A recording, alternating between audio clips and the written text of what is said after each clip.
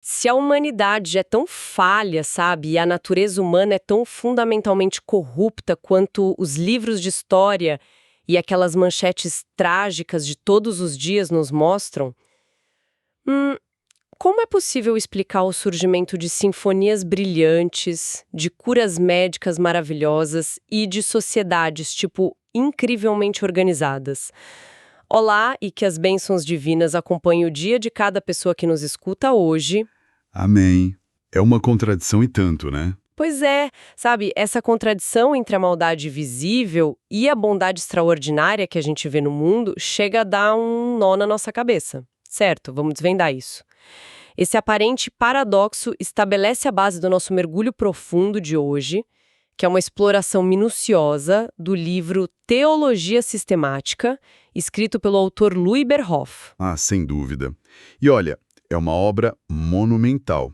É o tipo de leitura que, exige bastante de quem se propõe a encará-la. E essa tensão que você acabou de mencionar para abrir a nossa conversa, ela é exatamente o motor desse debate teológico. Uhum. Porque na visão cristã tradicional, especialmente após aquele evento conhecido como a queda, lá no Éden, o mundo inteiro jaz sob a maldição do pecado. Então a premissa básica é de que a natureza humana perdeu a sua bússola moral perfeita, entende? Tá, a bússola quebrou totalmente. Exato, quebrou.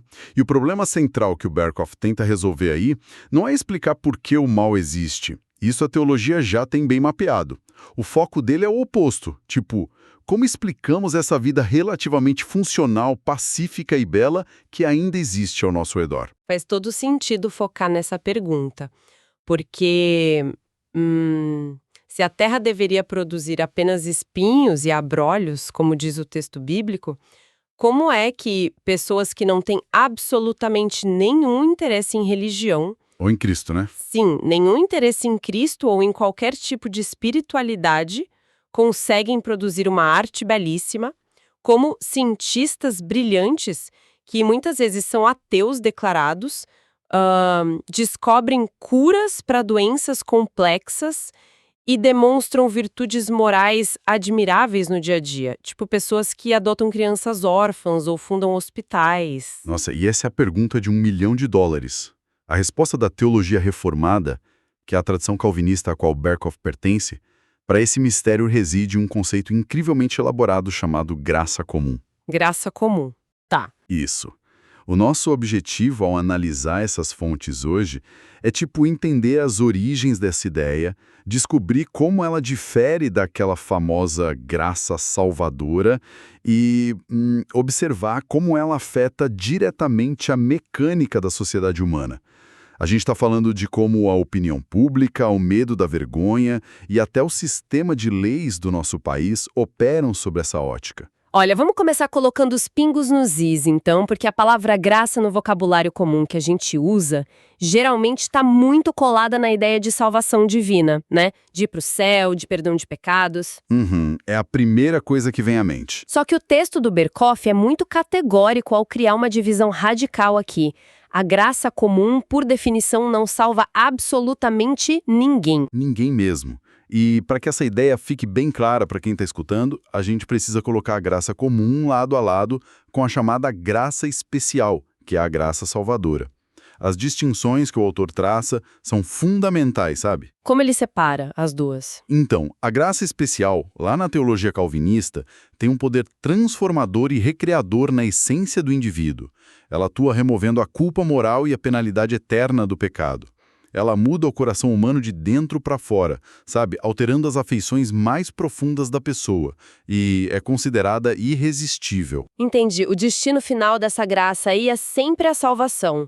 Ou seja, ela ataca o problema direto na raiz e resolve a questão da eternidade. Isso, perfeito. Agora, a graça comum, ela opera numa frequência completamente diferente com propósitos terrenos. Ela não perdoa um único pecado e não transforma a natureza fundamental do coração humano. Tá, ela não cura a pessoa por dentro. Não. E, ao contrário da graça salvadora, ela pode e frequentemente é resistida pelas pessoas. A função primária dela não é curar o mundo espiritualmente, mas sim restringir a corrupção do pecado. Restringir, tipo um freio. Exatamente. Ela atua como um freio invisível para manter a ordem moral no universo e distribuir talentos, inteligência e bênçãos naturais a toda a humanidade, sem fazer distinção nenhuma entre quem crê e quem não crê. Sabe, além dessa parte das fontes, me veio uma imagem muito clara à cabeça para a gente tentar visualizar como isso funciona. Eu pensei numa área médica. Opa, manda ver. Pensa num paciente que contraiu um vírus letal, super agressivo. Algo que fatalmente destruiria os órgãos de dentro para fora em questão de dias. Uhum. A graça especial seria a cura definitiva, sabe? Um tratamento genético revolucionário que erradica o vírus completamente do corpo e transforma o DNA do paciente para que ele nunca mais adoeça. Uhum. Já a graça comum seria como um tratamento médico paliativo contínuo ou um sistema imunológico fortificado temporariamente. Nossa, uma distinção muito útil. O tratamento paliativo não muda o diagnóstico final, né? Exato. O tratamento paliativo não elimina o vírus. O paciente, clinicamente falando, ainda está doente. Ele carrega o patógeno. Mas esse remédio impede que o vírus devore o corpo imediatamente. Ele segura os sintomas. Ele dá tempo, né? Isso. E isso permite que a pessoa levante da cama, viva, trabalhe, construa pontes, componha músicas impressionantes e mantenha uma vida em sociedade, mesmo carregando aquela condição fatal. Caranga. O que é fascinante aqui é notar como o texto lida com a ironia dessa distribuição de remédios. O vírus está contido, não curado. E o Berkhoff faz questão de destacar um ponto que muitas vezes incomoda quem estuda teologia. Incomoda como? É que pessoas que rejeitam veementemente a Deus muitas vezes possuem uma medida infinitamente maior dessa graça comum do que indivíduos superdevotos. É aquele clássico momento em que as pessoas olham para o mundo e dizem, tipo, por que aquele sujeito desonesto, sem nenhuma moral, é tão absurdamente talentoso e rico, enquanto uma pessoa boa luta no fim do mês? Pois é, essa é a grande tensão. A gente vê a graça comum sendo derramada na distribuição monumental de riquezas, de talentos artísticos inigualáveis, de um intelecto científico formidável. O fato de alguém estar fora do escopo da graça salvadora não impede que o Criador derrame sobre essa mesma pessoa uma imensa quantidade de graça comum, sabe? Dotando a pessoa de genialidade, charme, sucesso na carreira. Exato. A graça comum segue uma lógica providencial para a história da humanidade, não a linha de eleição para salvação. São duas coisas correndo em paralelo. Mas, se essa graça não salva ninguém, e ainda assim é um motor que impede o mundo de colapsar, como foi que a igreja e os pensadores chegaram a essa conclusão tão complexa? Porque olhando para a história que o Berkhoff relata, isso claramente não apareceu da noite para o dia. Ah, não mesmo. Longe disso. Houve uma jornada intelectual gigantesca até que se formulasse essa resposta, e o texto começa essa retrospectiva com Santo Agostinho, que, olha, tinha uma visão implacável sobre a natureza humana. Implacável é a palavra certa. Agostinho operava num esquema teológico de dependência absoluta. Para ele, qualquer ação que pudesse ser chamada de boa exigia a graça direta de Deus operando na aula. A bondade natural, inerente ao homem, havia sido completamente obliterada na queda. Tipo, zero bondade sobrando? Zero. E isso criou um problema prático enorme nos debates da época. Os oponentes do Agostinho eram conhecidos como pelagianos. Pelagianos. Isso. Um grupo que essencialmente acreditava que o ser humano poderia alcançar a perfeição moral apenas pelo próprio esforço, sabe? Sem precisar dessa intervenção divina constante. E, pelo que eu vi, esses pelagianos apontavam para os pagãos, né? Para os gregos e romanos que não conheciam o Deus cristão, mas que muitas vezes eram pessoas incrivelmente misericordiosas, moderadas, cidadãos exemplares que davam esmolas e cuidavam das cidades. Uhum. Eles usavam isso como argumento. E a resposta do Agostinho para isso é de cair o queixo. Eu fiquei super chocada. Agostinho afirmava categoricamente que essas chamadas virtudes dos pagãos eram, na verdade, vícios esplêndidos. Eram pecados. Apenas imagina a cena. Alguém tá lá na rua doando comida para os famintos, ou um juiz romano tá aplicando a lei de forma justa, mas aos olhos do Agostinho, só porque aquela pessoa não fez aquilo motivada pelo amor a Deus e pela fé genuína, o ato em si é classificado como pecado. Uhum, exatamente. A ação exterior pode até beneficiar a sociedade, né? Mas a motivação interior não está alinhada com o propósito final do universo, que é a glória divina. Logo, é uma virtude falsa. Que rigor! Muito rigor. Para o Agostinho, não existia o conceito de graça comum, mantendo uma esfera neutra ou secular de bondade. Mas a sociedade avançou, a teologia precisou lidar com a realidade complexa das instituições civis, e aí chegamos à Idade Média. E o que mudou lá? A Igreja Católica percebeu que a visão rígida do Agostinho era muito difícil de sustentar na prática diária. Eles precisavam de uma teoria que explicasse como governos e leis não cristãs podiam ser legítimos. Então, eles substituíram a tensão radical entre pecado e graça pela tensão entre natureza e graça. Ah, eles criaram uma espécie de sistema de 2 andares para a humanidade. Exatamente. O pensamento medieval passou a defender que o ser humano lá na queda perdeu um dom extra, um dom sobrenatural. Mas a natureza básica humana, a sua razão e a sua capacidade moral terrena continuaram relativamente intactas e saudáveis.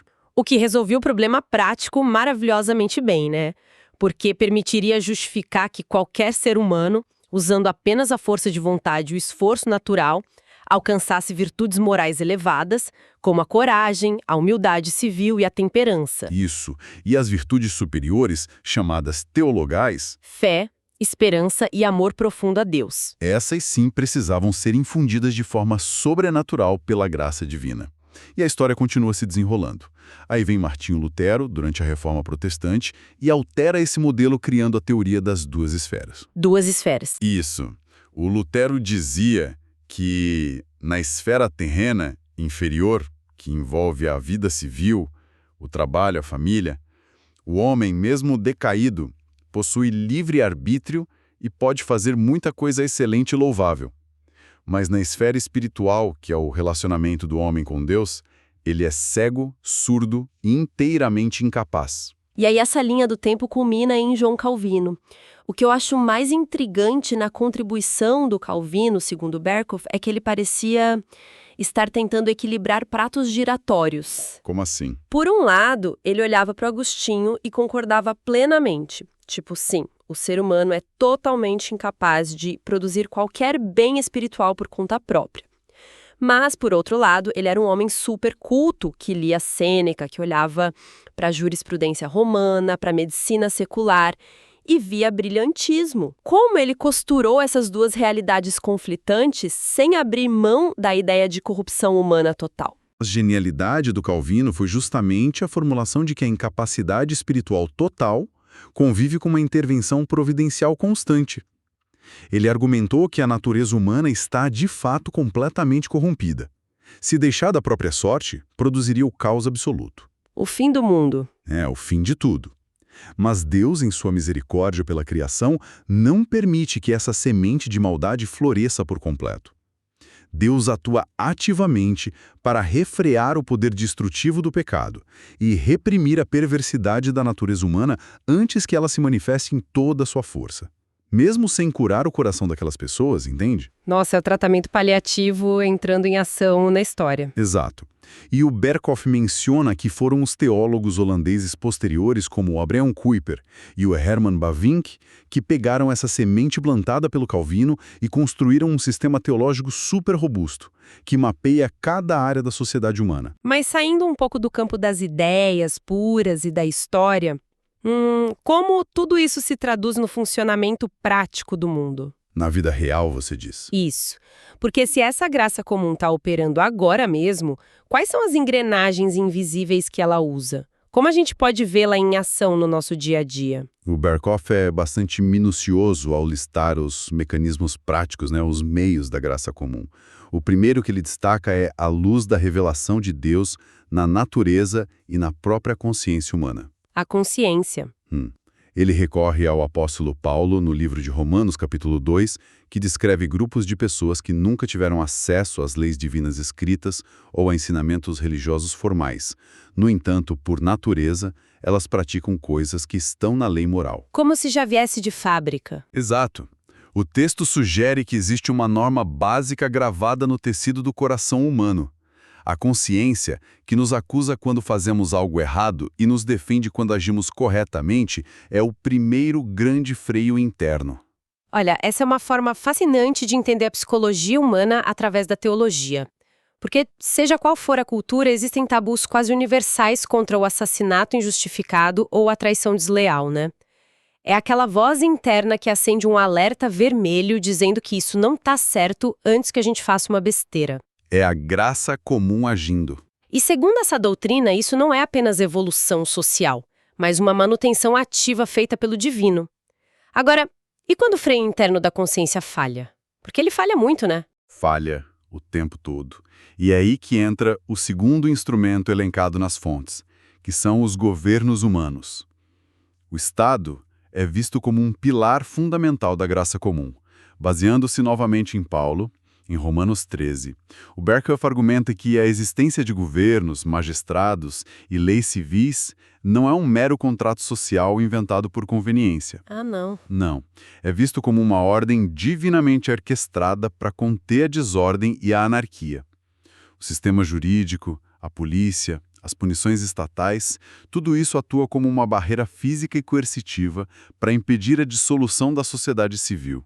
Olha, eu vou precisar fazer o papel de advogada do diabo aqui, porque isso gera uma consequência filosófica gigante. Pode falar. Se a gente assumir que o Estado é um meio de graça, isso quer dizer que instituições totalmente seculares, tipo congressos, cheios de parlamentares corruptos, tribunais liderados por pessoas sem nenhum traço de fé, tudo isso ainda funciona como uma ferramenta ativa da benevolência de Deus no mundo? Dentro da estrutura apresentada pelo Berkhoff, a resposta é afirmativa. Sim. E para explicar como isso é possível, o texto introduz um conceito latino chamado justitia civilis, ou justiça civil. Que seria o quê? Trata-se da prática do bem externo nas relações sociais.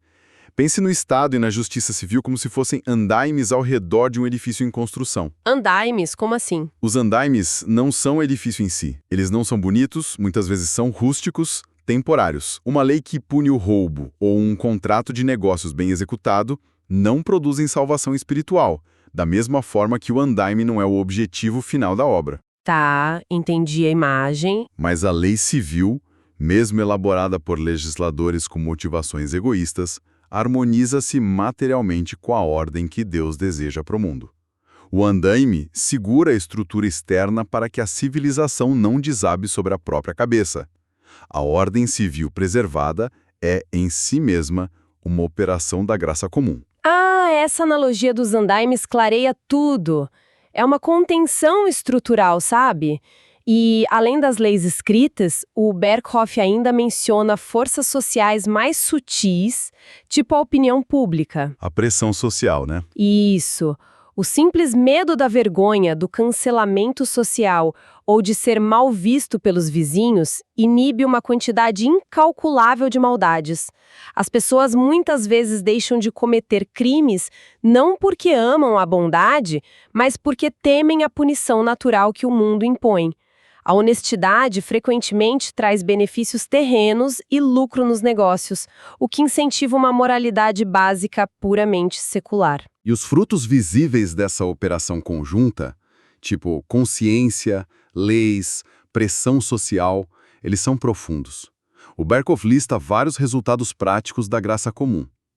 O mais imediato, teologicamente falando, é que a execução da sentença original sobre a humanidade foi adiada. Adiada? Como? Segundo a narrativa do Éden, a sentença para a rebelião era a morte imediata. No dia em que dela comeres, certamente morrerás. Mas a raça humana não foi varrida do mapa instantaneamente. A execução da pena capital foi suspensa provisoriamente, então. Exato. A vida natural continuou e se expandiu. E o motivo teológico para isso é dar tempo para que a história da redenção se desenrole e o arrependimento aconteça. E enquanto esse tempo corre, a humanidade recebe o que o autor chama de incontáveis bênçãos naturais. Aquela ideia do sol nascer para todos. Perfeito. Ele cita as palavras de Jesus no Evangelho de Mateus, de que Deus faz nascer o seu sol sobre maus e bons e envia chuva sobre justos e injustos.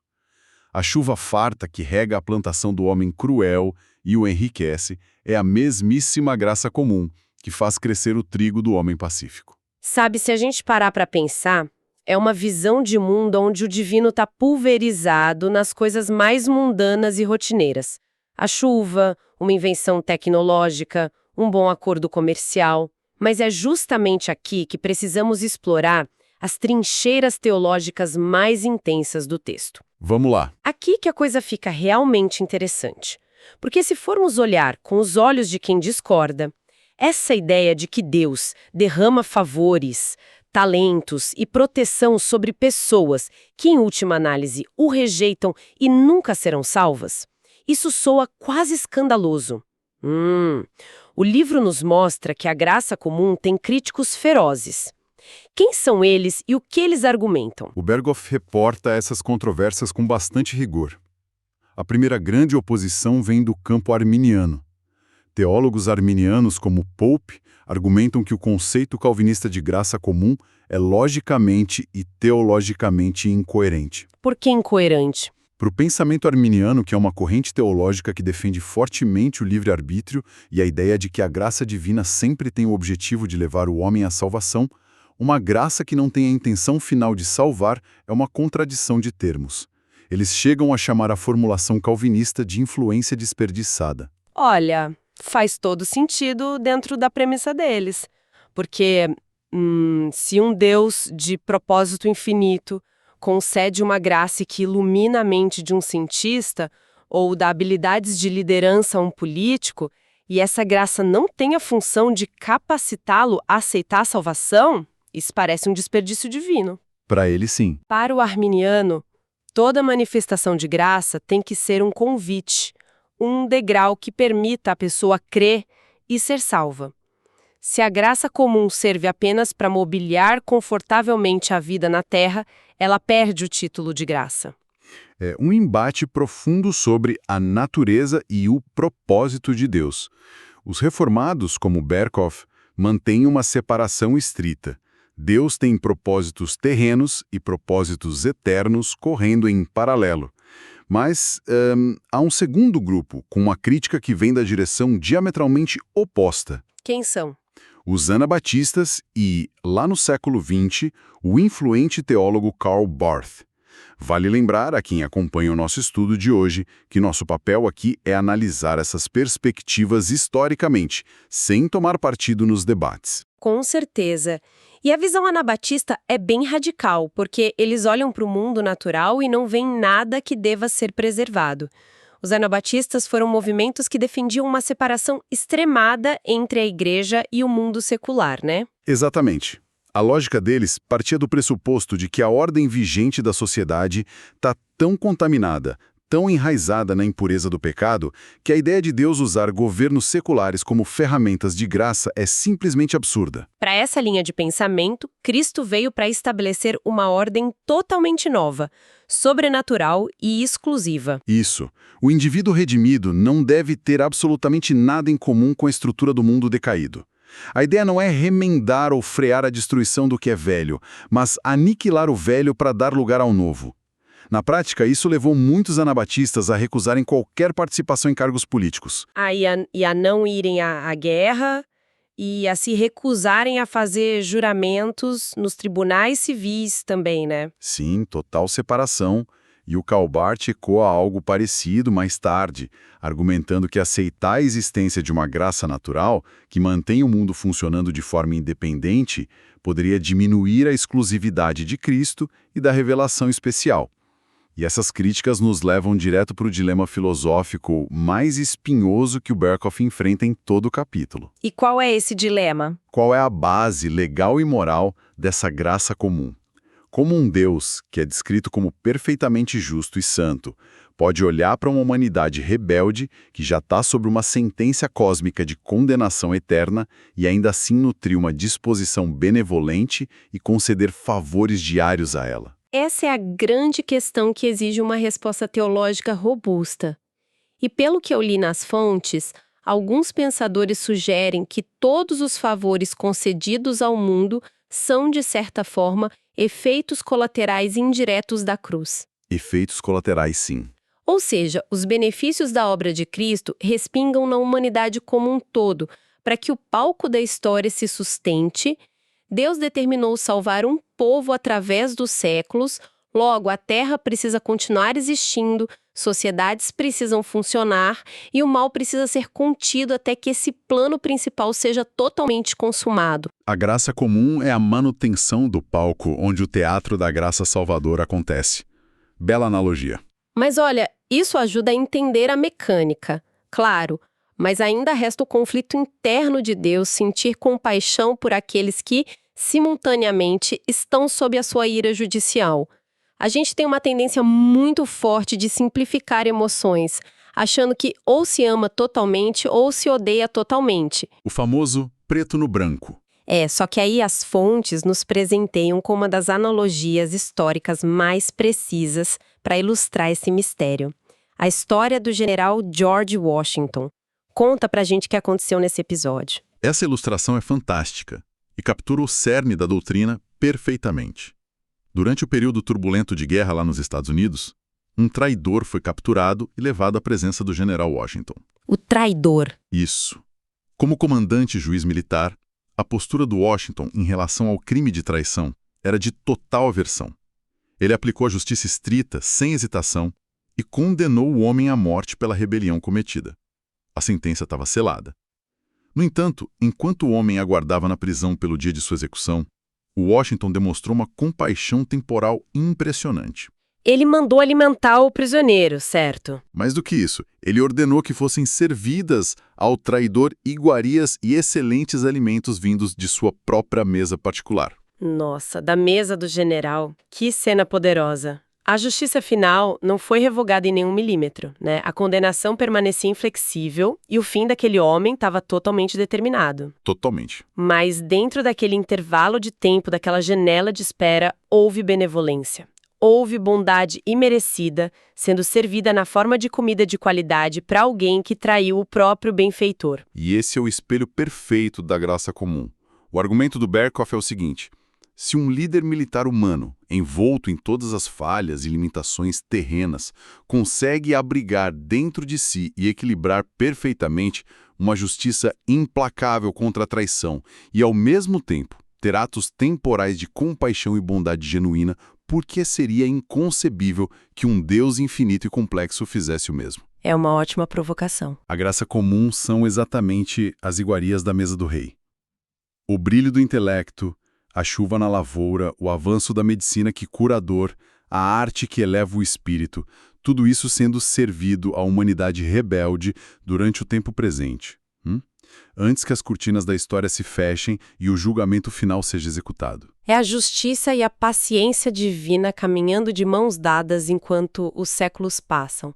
Sabe, recapitulando a densidade do que a gente conversou hoje, nós fomos desde as definições técnicas do Berkhoff, atravessamos os embates históricos entre o Agostinho lutando contra a ideia de virtudes puras nos pagãos, até chegamos às engrenagens reais dos governos como andaimes que impedem a sociedade de colapsar.